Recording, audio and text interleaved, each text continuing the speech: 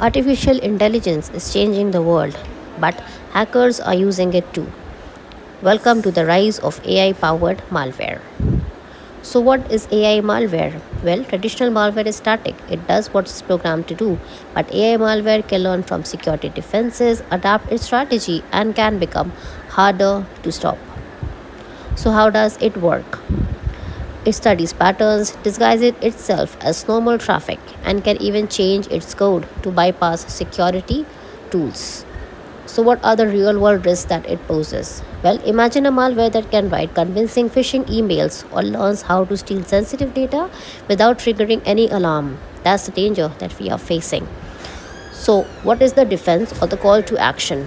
Well, the only way to fight AI powered malware is through AI driven security. The battle has just begun. Stay safe online and subscribe for more tech insights.